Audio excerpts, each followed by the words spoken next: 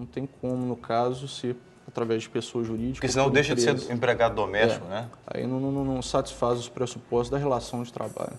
Porque às vezes tem até isso mesmo, por exemplo, o patrão, o dono da casa, ele tem uma empresa, ele acaba registrando. Eu já vi casos assim, ele registra o empregado doméstico, a empregada, a babá, no nome da empresa dele. Aí ele passa a ser empregado normal. Não, é ele empregado, deixa de ser empregado é o que a gente chama de um empregado urbano, pois não é um empregado doméstico. Para ele é pior, porque ele vai pagar mais caro por aquela pessoa que está além de alguns casos ser ilegal, porque a pessoa não vai desempenhar.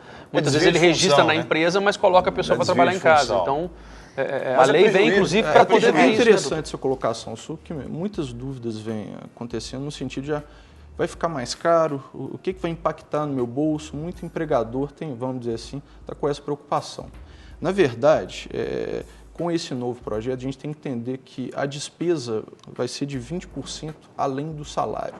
Tá? Nós vamos imaginar que vai ter o FGTS, que são 8% também vai ser o INSS, nós vamos ter 3,2%, vai ser como se fosse um fundo que equivale à indenização dos 40% do FGTS em caso de dispensa sem justa causa.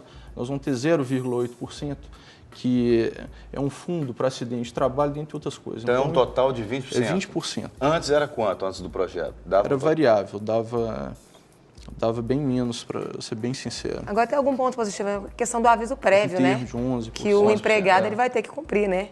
Esse aviso prévio. Da mesma forma, se o empregado, vamos dizer assim, informar o seu interesse em desligar, vamos dizer assim, da família ou da casa, se ele não cumprir os 30 dias, esse valor vai ser descontado.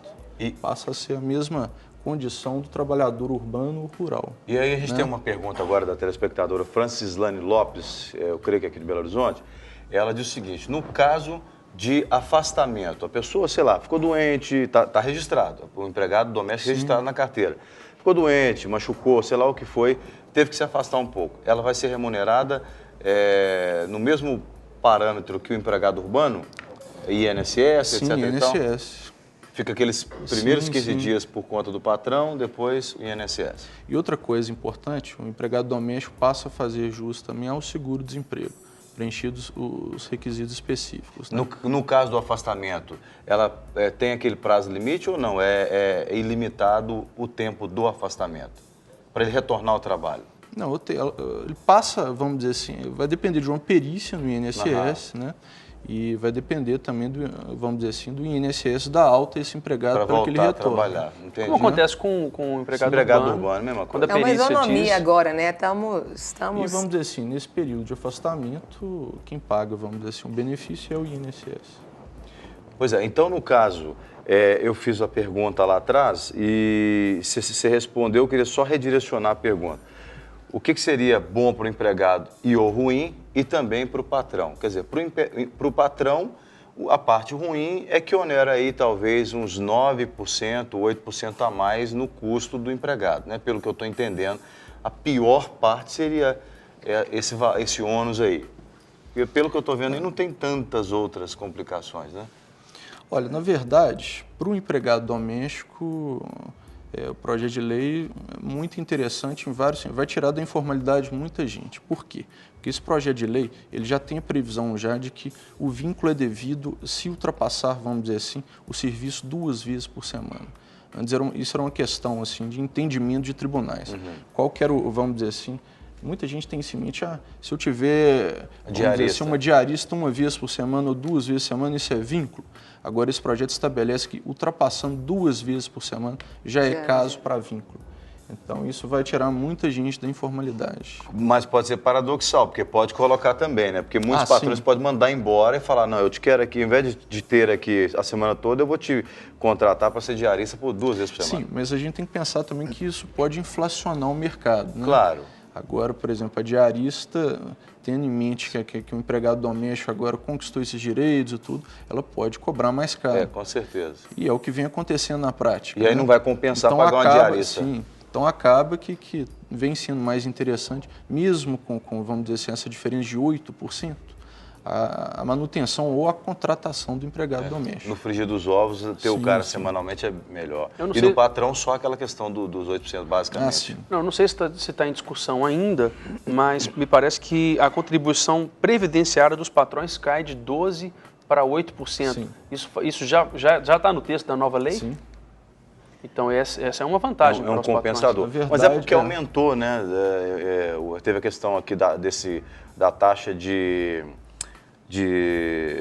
os 40% lá, eu esqueci o nome. Você está falando essa questão da indenização. Da indenização, né, no caso porque eles diluíram a indenização para ser mensal, né? Sim. Para não dar aquela bolada de 40% de uma vez só, final. Né?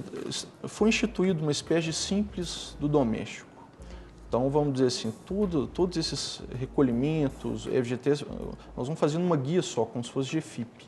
Isso está para ser regulamentado ainda, mas já consta já no texto. Eu fiquei pensando aqui, o cuidador de idoso, o cuidador de criança, ele vai estar entrando também nessa fase agora? Eu acho que e como que funciona isso? Como que vai estar funcionando? O cuidador de idoso, criança, é a mesma coisa que o empregado doméstico. O trabalhador doméstico da mesma agora o forma. problema é se as esposas começarem a querer ser registradas também, viu? Nós estamos roubados. Já pensou, cara? As esposas não me registram. Mas eu acho que é uma coisa interessante que o senhor falou, né, de explicar a diferença mesmo em ser empregado doméstico. Até você falou assim, é algo novo. O que vai definir se você é empregado doméstico ou não é o seu empregador.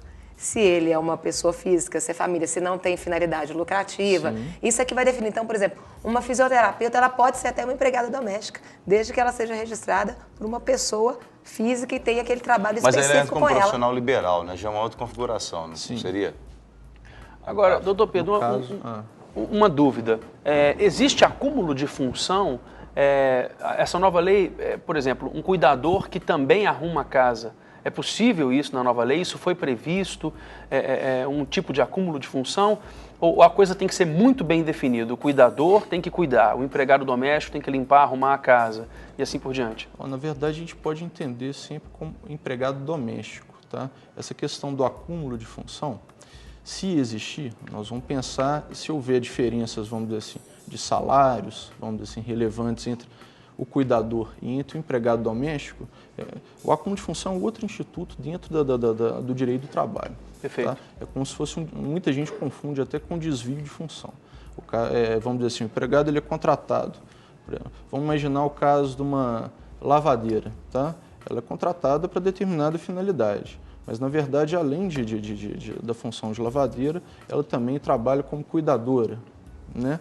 Se isso não tiver, vamos dizer assim, na carteira bem delimitado, ela pode, lá na frente, se sentir, vamos dizer assim, lesada, procurar os direitos dela, reivindicando esse acúmulo ou desvio de função, pedindo, por exemplo, uma diferença salarial.